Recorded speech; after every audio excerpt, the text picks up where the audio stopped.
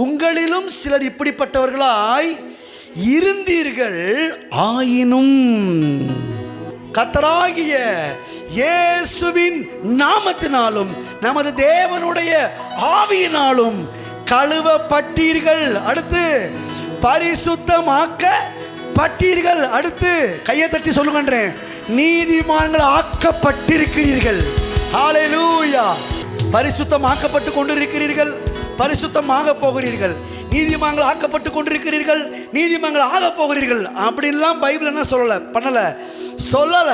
Bible என்ன தெரியுமா சொல்லுது? நீங்கள் ஒரு காலத்தில் இப்படி இருந்தீங்க, ஆனால் இப்போ நீங்கள் எப்படி இருக்கீங்கன்றது அது அவருக்கு அதை பார்க்கல. அவர் யாருக்குள்ள தெரியுமா பார்க்குறாரு? கிறிஸ்துவுக்குள். கையை தட்டுங்க. இயேசு கிறிஸ்துவுக்குள்ள நமது தேவனுடைய ஆவியானவரால நீங்க என்ன பண்ணப்பட்டிருக்கிறீங்களா? கழுவப்பட்டிருக்கிறீர்கள். அப்ப இந்த வசனத்தின்படி நீங்கள் இப்பொழுது எப்படி இருக்கிறீங்க? கைதட்டுங்க. நீதிமான்களாய் இருக்கிறீர்கள், பரிசுத்தவான்களாய் இருக்கிறீர்கள், கண்டிக்கப்படாதவர்களாக இருக்கிறீர்கள், குற்றமற்றவர்களாக இருக்கிறீர்கள்.